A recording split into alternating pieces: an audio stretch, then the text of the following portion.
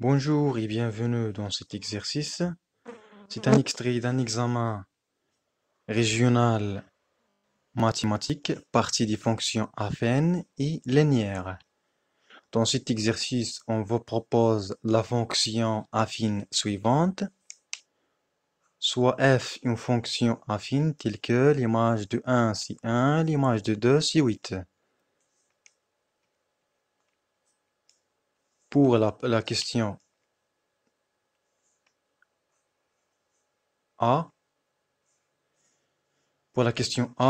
on vous demande de vérifier que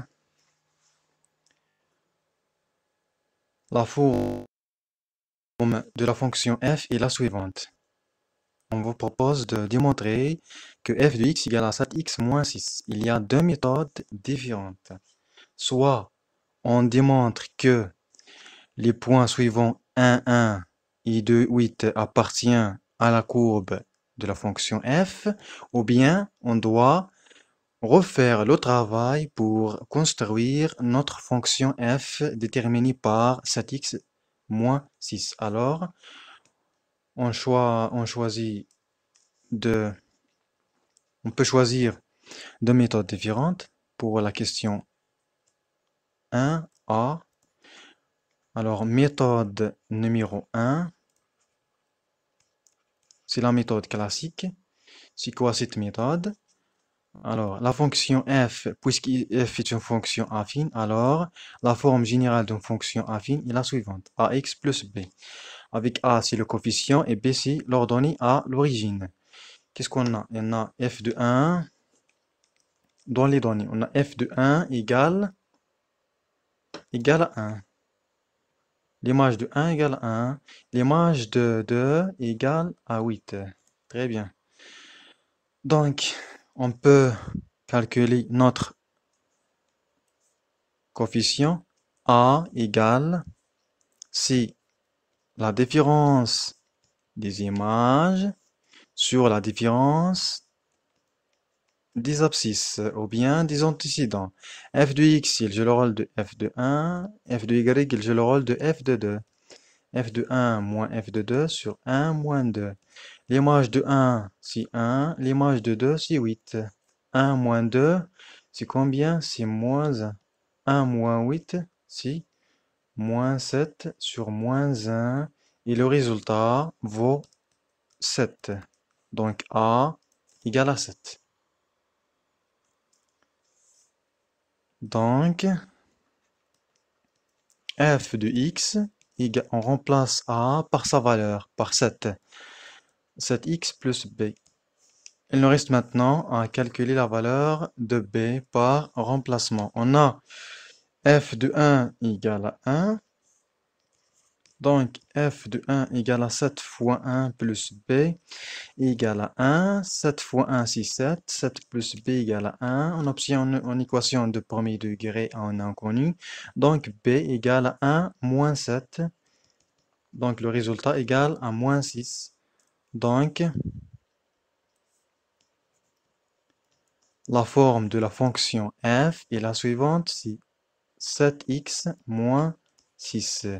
Et comme ça, on a démontré que f de x égale à 7x moins 6. C'est ça la première méthode. On passe maintenant à la deuxième méthode. Méthode numéro 2. Pour la méthode numéro 2, on considère par exemple soit d ou bien delta ou bien c de f, c'est-à-dire la courbe de la fonction f. On propose par exemple soit delta. Il faut d'abord vérifier qu'il n'y a pas autre fonction delta ici. Donc on peut choisir delta, soit delta, la courbe ou bien la représentation graphique. La représentation. Alors, puisque delta c'est la représentation graphique de la fonction f, alors on remplace ici f de x par y. Donc, delta, l'équation de la droite delta est la suivante. Delta du point, on remplace f de x par y. Y égale à 7x moins 6.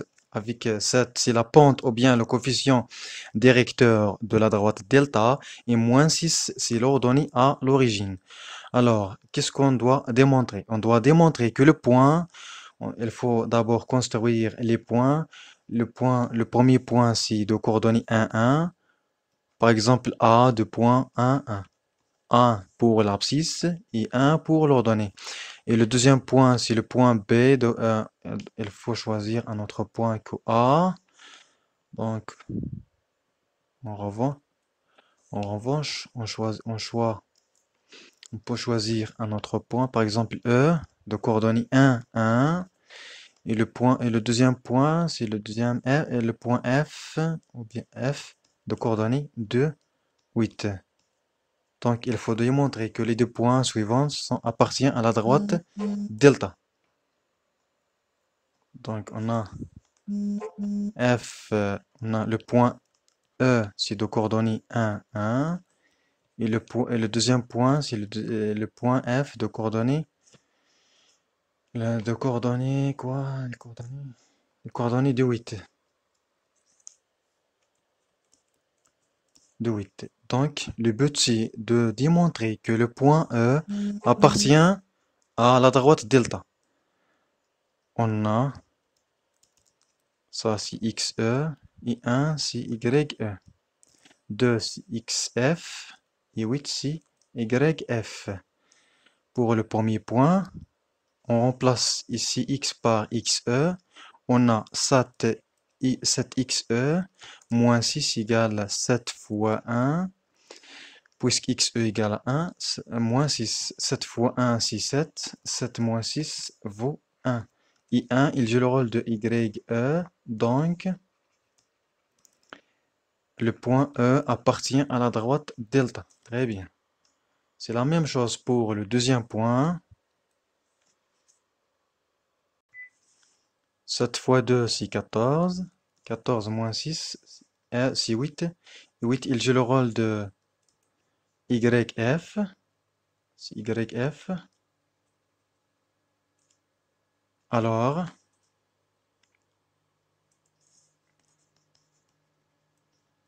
F appartient à la droite delta.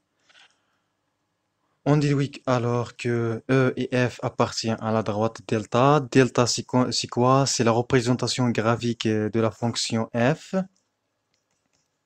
ou bien c de f.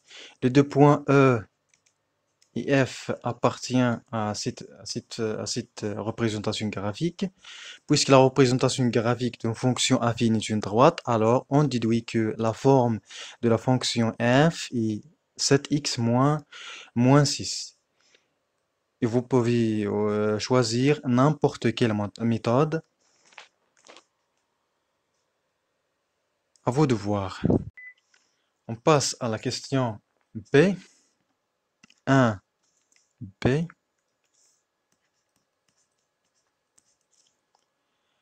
On vous propose la question suivante. Cette question, il est composé de deux questions.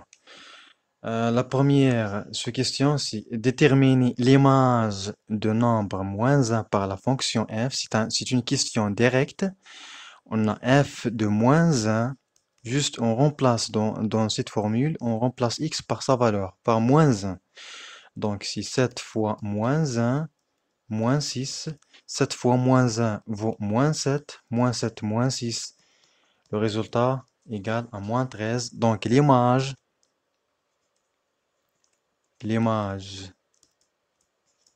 de moins 1 est moins 13. Très bien. On passe à la question suivante. Déterminer le nombre dont l'image est 8. Déterminer le nombre dont l'image est 8 par la fonction f. Ou bien, cette question peut être équivalente à la question suivante. Quel est l'antécédent de nombre 8? Alors, quel est l'antécédent du nombre 8? Ici, on doit résoudre l'équation suivante. F de x, on ne connaît pas la valeur de l'antécédent. F de x égale à 8. On vous propose l'image et vous cherchez l'antécédent. F de x égale à 8. Et c'est quoi la forme de la fonction f? C'est 7x moins 6. 7x moins 6 égale à 8. On obtient alors une équation de premier degré. Les inconnus dans un membre et les connus dans un membre. Alors, donc l'antécédent d'un nombre de l'image 8, c'est 2 par la fonction f. Très bien. On passe maintenant à la question suivante. On pose j de x égale 1/7 fois f de x plus 6 sur 7. Donc la question 2 est liée à la question précédente, car on trouve ici f de x. Pour la question A, la question A2, question 2A, déterminer la forme de la fonction g. Si juste on remplace f de x par sa valeur,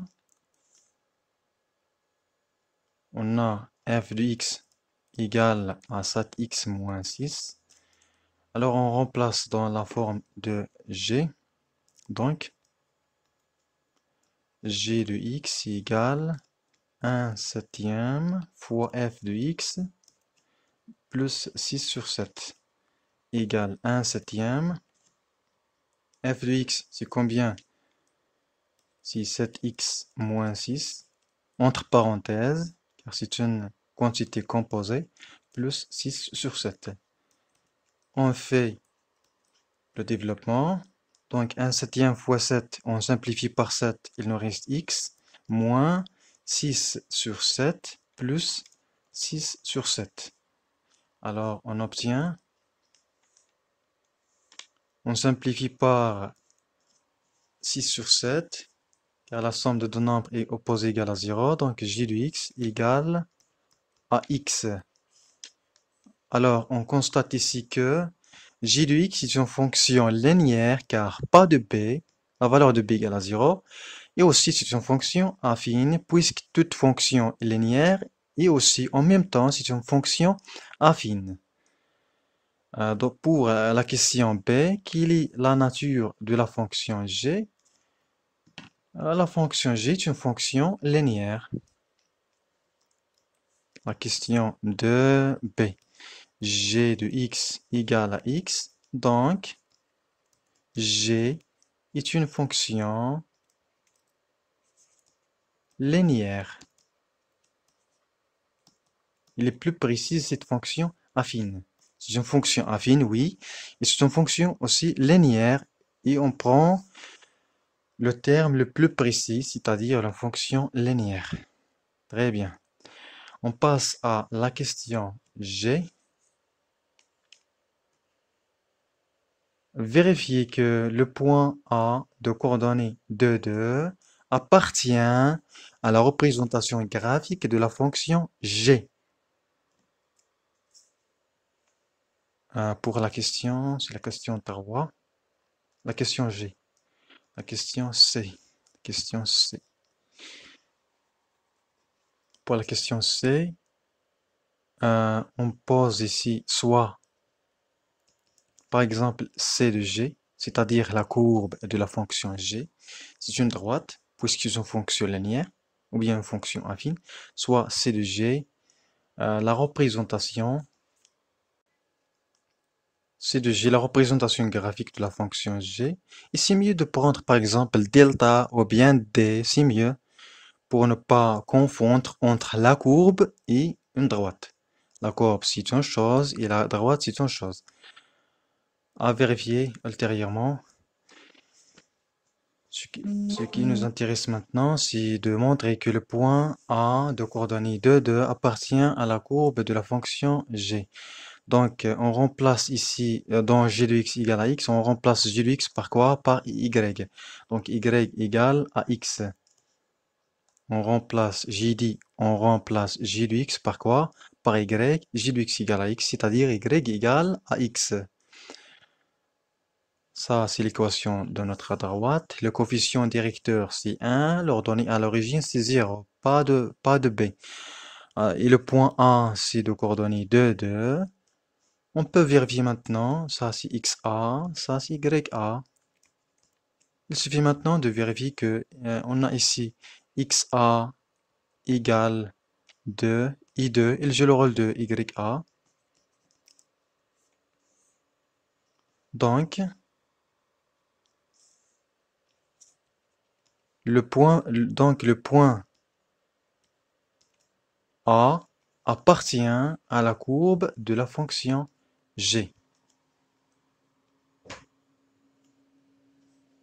Alors, très bien, je vous souhaite bonne chance et au revoir. Merci pour votre attention.